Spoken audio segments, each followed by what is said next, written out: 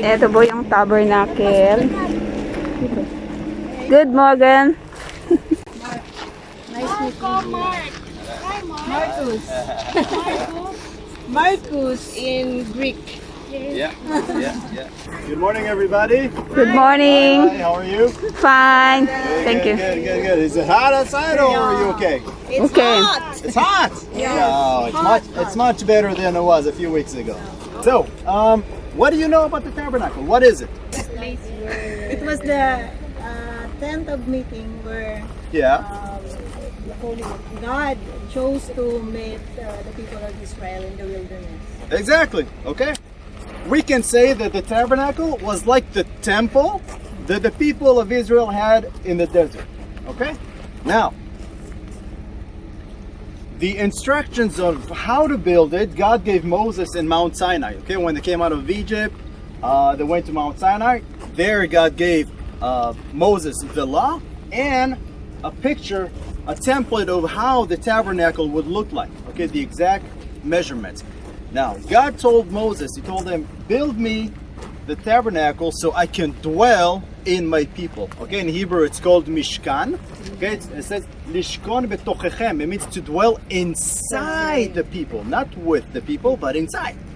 Okay, so we know that every time they stopped, the tabernacle was at the center, and all the 12 tribes were camped around. Okay, 3 tribes on each side of the tabernacle, but to the area inside, who was allowed to go inside? Yeah. The priest and the Levites. Levites. So, at that time, they measured everything by cubit. Cubit is a measurement that's from the elbow to the tip of the fingers. Okay, it changes from one person to another. This is built by 45 centimeters per cubit, which is the average. So this is pretty much the original size of what they had at the desert with Moses. Now, when we'll go inside, we'll see that they had a lot of treasure, a lot of gold and silver and copper and special skins and everything they took with them from Egypt. Okay, but the wood, okay, because they also used a lot of wood, we'll see. It was made out of acacia tree. Do you know what's an acacia tree? Yes, we have Right that. here, right next to you also, behind you. Yeah. This is acacia tree. Now there are many different kinds. Yeah. Here in the desert, they're not very big. But as you can see, they're very crooked and they have big spikes. Did you see the spikes? Okay, look at it later because we will talk about it later. So we said on the area inside, only the priests and Levites. Who was the first tribe that was sitting here at the front? You know what was the first tribe here Who? at the entrance? Judas? Judah, the tribe of Judah. Okay, we know that the Messiah, Jesus, he came from the tribe of Judah. He's closest to the gate. Now there's only one way, there's only one entrance to the tabernacle. If somebody would try to go from the side, he would die. And God would kill him. So there's only one way. What is the way? Jesus said, I am the way, the truth, Truth and and the the life. life. Okay, nobody comes to the Father, nobody can see God unless they go through the entrance, through the Good Shepherd, through the gate. Amen? Amen. Are you guys ready to go inside? Yeah. All right.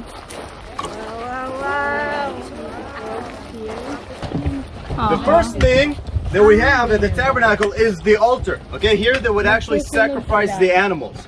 Now what would happen is that the people would bring the animal to the entrance, and then the priest would take the animal inside and kill the animal here on the north side, okay, of the tabernacle.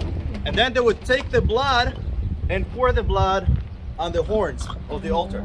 Okay, so they'll pour it on the horns and around, and then sacrifice the animal inside. Now, there are a few sacrifices, many different kinds of sacrifices. Some of them the people could eat and the priest, but some of them they were not allowed to eat, like the sin sacrifice. Okay, the sin sacrifice was different. Why? Not just that they were not allowed to eat from the meat, but here they would only sacrifice the fat and the kidneys of the animal. That's it. All the rest of the animals, the bones, the flesh, and the skin, they burn it in a holy place outside the people. Okay, so what happened?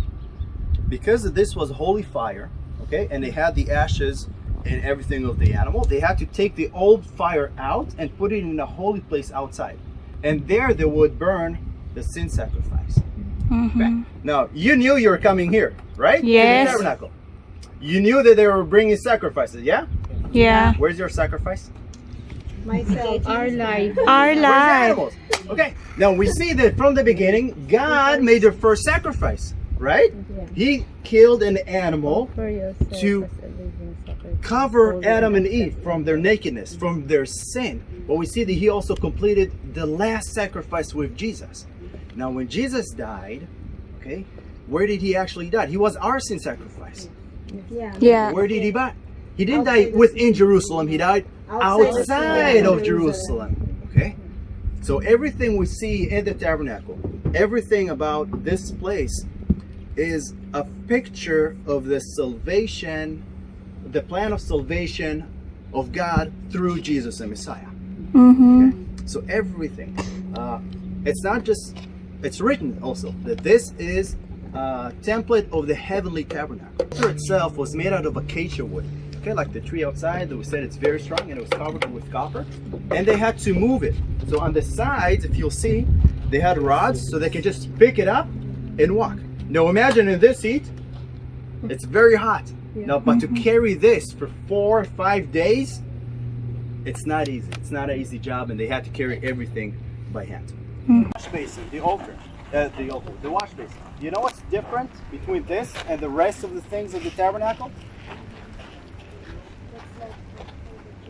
We know almost nothing about it. In the Bible, we don't know the size, we don't know the weight, and we don't even know what it looked like. It could be smaller, bigger, square. We don't know. The only thing we know is that this was made out of pure copper. Okay? But not just copper, this was made out of the mirrors, the polished mirrors of the women. Okay? Because then they used a sheet of copper and they did a polish and they used it as a mirror. So this is the build only from the mirrors of the women. And this was always filled with water. In Hebrew it's called Maim Chaim, living water. Living water. What does it mean, living water? In the Old Testament, it means a flowing stream of water. Okay? And one of the places, are you going down to Eilat? Or you came back? there. You're there, okay. So you passed on the way from Eilat, there's a place, it's called Enevrona. Okay, it's in the desert. It's one of the places that the tabernacle camped. And until today, there's a place with a well with water that they used to fill this up. You remember what Jesus said to the Samaritan woman Yeah. in the well? He said, if you will know who I am, then you would ask me for living water. And you will become a spring of living water. What does it mean, living water? What does it mean, living water? Life. Eternal life. Everlasting life. Now, every time the priests came, they had to wash themselves, cleanse themselves. Okay, their hands and their feet, because their feet were dirty also, okay, from the blood. But every time they came, they saw their own reflection from the mirrors in the water, and they can see that they are stained by the blood. But it's only through the water, the holy water, the living water, that we can cleanse ourselves before we walk inside into the holy place. Okay? Now, what's amazing is that this has no measurement. Why? Because God has no limit for the living water. Amen. It's a spring of living water and never ends. You can't measure. There's always enough for everybody who comes here. Interesting, right? Yes. So, again, you can see the different things about the salvation of God. First, you know that Jesus is the only way. The next thing you need to do is to accept the sacrifice of Jesus. And then there's one last thing Jesus asked us to do after we believe in Him. What is that? To get baptized. Okay? To get baptized. Why? Because it's a testimony. It's not that the water, when you go in, you become new. It's a testimony for the people around you to see, I choose to follow Jesus. Amen? Amen. All right. Okay? So on the outside, we saw everything is made out of copper, yeah? The holier we get, the more expensive or the more pure the metal is. So here it's already acacia wood covered with gold. And on the bottom we have bases of silver, where on the outside it's bases of copper. Okay. Now these sheets, okay, yeah, here it's silver, outside it's copper, but this is gold. Everything is gold. Now they had those platforms, okay, out of acacia wood. We'll talk about it inside. And they were connected one to another. One is holding the other one. And with golden rings and rods, they connected. And then when they needed to move, the high priest, they would take this apart and move real quick from one place to another. Okay? Not real quick, yeah, but still. But the covering, I want you to see, it started from one side, it went to the top and to the other side. Okay, now we had four different layers. Let's go inside and we'll talk about the 4 layers. So the 4 layers we talked about, okay, the first one that was on top of the tent was linen with 4 different colors. Okay, we have the white, the red, the purple, and the blue. Okay, white, what is white? Purity. What is red? Blood. Blood. Purple? Royalty. Royalty. You remember what they did to Jesus when he went to the cross? Before they put a crown of thorns and a purple robe. They laughed at him and said, "Here is the King of the Jews." So it's purple is royalty. Okay, we also know that the high priest had also purple on his clothes. We'll talk about him. And blue represents the heaven. Okay, in the Bible. So this was the first layer. And they had pictures of cherubims. Okay, cherubims, they're angels. They're worshiping angels. Okay, they worship and they sing praise to God. The second layer, they covered it, was a layer of goat's fur. Okay, just the fur of the goat. The Bedouins are still using it here in the desert. And then 2 more layers of skin. Okay, they made actually the tent. Okay, everybody can see here the menorah. Menorah, yes. The menorah, the lampstand, this was made out of pure gold. Okay, this was 1 piece of gold. Okay, what they did is they took a big piece of gold. It's about 70 kilos of gold, and slowly with hammers, they started making the shape of the menorah. Okay? And they had 7 lamps, and every day the priest had to put inside here olive oil in the morning and in the evening. Why? Why every day? What? It has to keep burning all the time. Yeah, it had to be burning all the time. Okay, in Hebrew it's called ner tamid. It means it's always burning. Okay, all the time this was burning. But what's interesting is this was the only light they had here. Look around you. This was closed much better. Okay. Yeah. This was the only light. No electricity. No electricity, no air conditioning, maybe. Jesus said, "I am The light light. of the world. I am the only light of the world." Now, do you remember the acacia tree outside? Yeah. You saw how crooked it is? Do you know how hard it is to take a tree and make something flat and big like this? Yeah. You need a lot of wood to cut and to glue together. The acacia tree represents our life. Why? We are crooked, we are hard and stubborn, and we have thorns that we hurt each other. That's the sin. But if we give ourselves to God, He will take us, shape us, and cover us with gold, with purity. Gold represents purity. And then we are connected to one another. But what do? We shine the light of God. Even though this was the only light here, the whole building is covered with gold. This is what we are. We have to shine the light of God everywhere around, and then the light will spread. Now, the other side, right there, showbread table. Okay? In Hebrew, it's called lechem hapanim. What is panim? Do you know? Panim is face. Okay? Exactly. So lechem hapanim, because God say, sheze tamid yeh lefanai. They'll all be in front of me. Okay? So there was 12 breads, one representing each tribe. Okay? But it was holy bread. This was bread that the priest had to make fresh every day on Sunday, but eat it only on Saturday, on Shabbat. Okay? But this was holy bread. Only the priest could eat from this bread. Who else ate from this bread that was not a priest? David. David. Okay? The King David.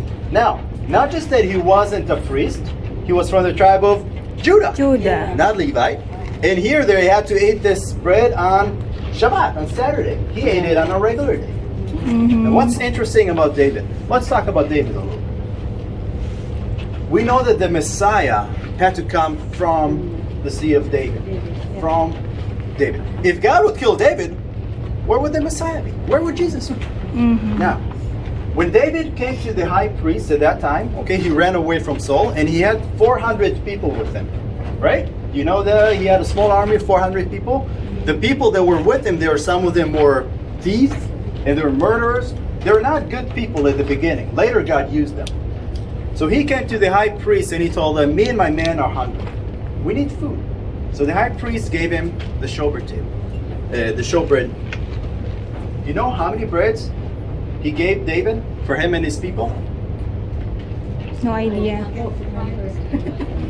Five. 5. 5 days. 5 bread.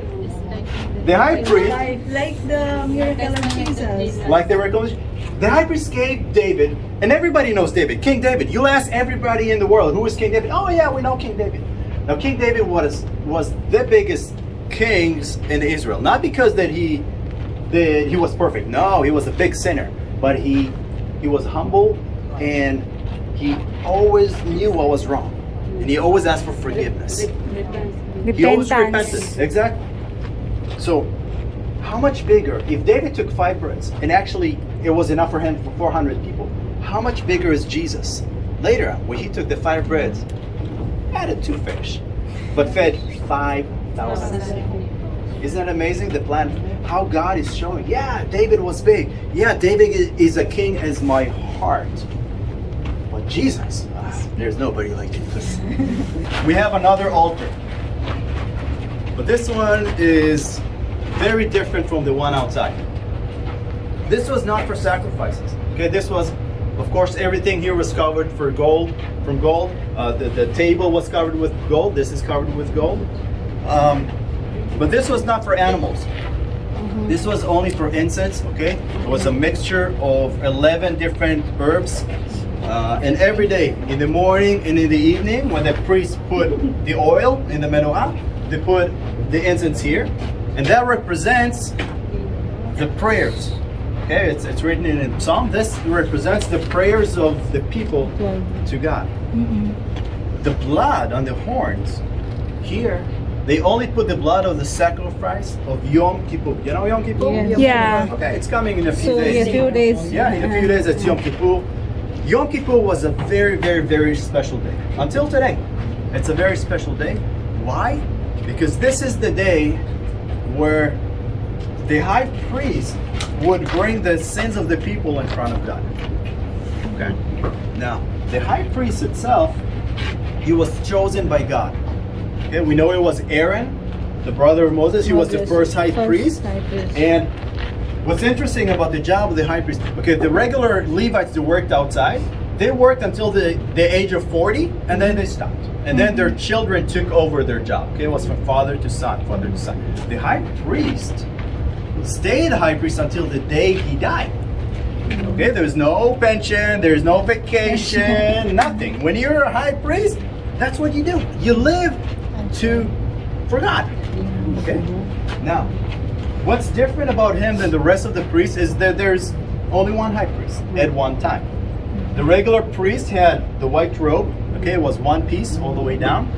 They had pants on the bottom and a head cover, and then a small belt.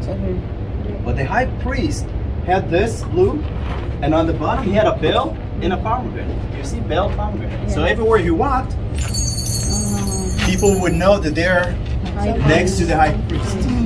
He had the ephod with the 12 stones representing the 12 tribes with the names of the 12 tribes. Okay. And 2 stones on the shoulders, also with the names of the 12 sons of Jacob. Okay, but the ages that they were born. So from the oldest to the youngest. This shows that he needed to have the tribes, the nation of Israel, close to his heart.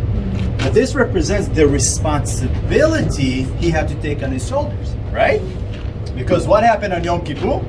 On Yom Kippur, the high priest came here, and he was the only one in the area. Okay, nobody else was allowed to be here, not even outside. Everybody stayed at the entrance, waiting there. The high priest, when he came here, he came humble, only with white, not with gold on his forehead or precious stones. No, just with the white. Now what he did is he offered a sacrifice for his own sin, okay? And then he offered a sacrifice for the sins of the people. So what he did is there were two goats. One of them is called scapegoat, and the other one, the goat that he would, it's a sacrifice goat. So he would kill and sacrifice the goat Outside. on the altar, and then take the blood of that goat and come here, and then put the blood on the horns of the altar, and then walk inside into the Hole of Holies, where inside he was only allowed to be only on Yom Kippur and only he alone. Okay, but he walked with the blood and he walked with the incense. And what he did, he went to the ark and he sprinkled it on the ark 7 times. Okay, 7 is a number of perfection. Okay. And then he walked outside. When he walked outside, there was another goat in the entrance. He took his hands and put it on the head of the goat and transferred the sins of the people to this goat. And then they would take this goat and throw it to the desert, to the wilderness, to the east, where there the goat will die with the sins of the people. Now, in the book of Hebrews, it's written that Jesus, in chapter 4, it was our high priest. That the blood of goats and rams and bulls is not enough for forgiving sin. Why? Because every year, again and again and again, it's the same thing. So many sacrifices, but it only lasted so long. So what did he do? He gave us Jesus. Now we said that the high priest first had to offer a sacrifice for himself and then for the people. But no, Jesus is our high priest. We know that we were close to his heart. But not just that, he carried his cross, our cross, on his shoulders, just like here. Now when he went to the cross, he didn't come as a king. People thought when he came to Israel, they didn't believe he was the Messiah. Why? Because they said, oh, the Messiah is going to save us from the Romans. He's going to rule the world. No. When Jesus came the first time, he came as a sacrifice. He came humble, not as a king. But he went to the cross with one piece of white robe to die for his sacrifices. So we see that in the tabernacle we have rings. Let's call it rings of holiness, right? We have the courtyard, then the holy, and then the Hole of Holies. The courtyard, the priests and the Levites were allowed to go inside. The holy, HaKodesh, only the priest, and here only the high priest, and only on Yom Kippur.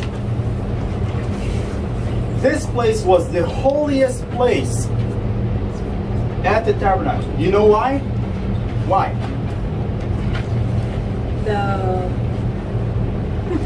The Ark of the Covenant is present here. The Ark of the Covenant. Inside there is the 10 Commandments. Yeah. And the presence of the Lord stays here. Exactly. Okay. The presence of the Lord stays here.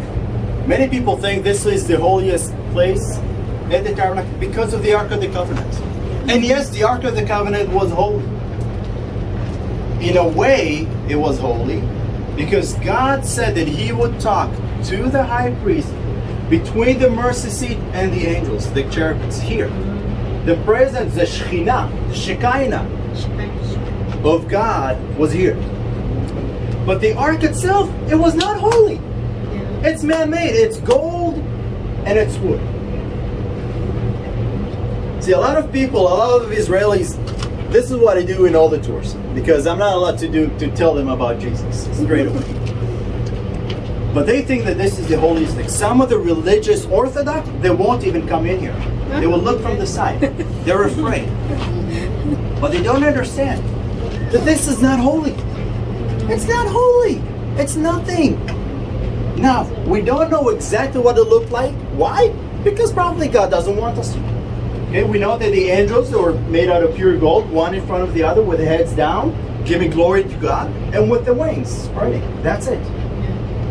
Even at that time, after they finished the wandering for 40 years in the desert, they got into the promised land. And they took the ark with them to war. They thought, oh, let's take the ark, let's take God, we will win. What happened? They lost. Why? God is not something you can put in your pocket. Okay. But Jesus talked to the Samaritan woman. I love the Samaritan woman. I love that story because there is so much in this story. She was a big sinner. Now everybody knows that. Her tongue knew it, Jesus knew it, but he also knew her heart. She had a good heart, eventually. And she knew that he was a prophet. And she said, I know that you're a prophet. Now you say, Jesus, that you need to pray in Jerusalem. Not Jesus, but the Jewish people. But we say we need to pray in this one. Where do you need to pray? It says, not here and not there. It's in spirit and in truth.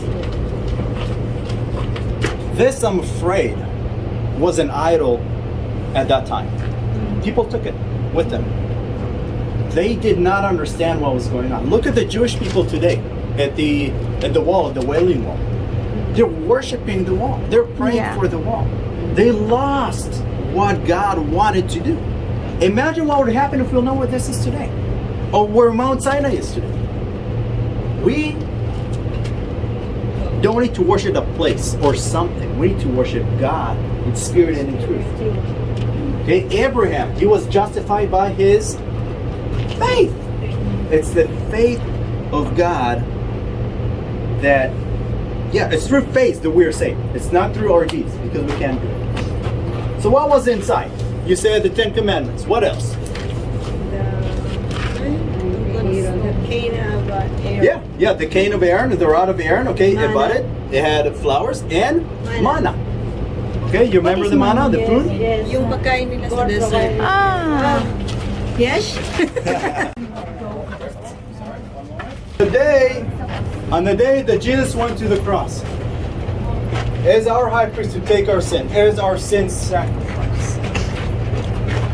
When he died, the veil at the temple that separated the holy from the holy place, the holy from the holy of holies, it ripped from the top to bottom. In the Jewish culture, not so much today as it was then, when a father loses his son, he rips his clothes. Jesus said, Eli, Eli, lama sabachthani? Father, why have you forsaken me? God, as the father, was sad. He mourned for the death of his son, for the sacrifice for his son. But not just that. It shows that now we have an access to God. We don't need the high priest. Why? Because Jesus is the high priest. We don't need Yom Kippur. Why? Because it's every day Yom Kippur. And it's for everybody. Amen? Ito po, nandito po tayo sa Tabernacle.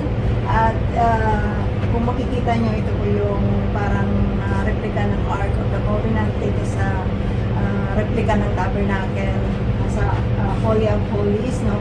Kita natin sa loob, meron po dito yung stone, yung Ten mana, Commandments. yung tungkod ni Aaron, at saka yung itsura ng Tabernacle.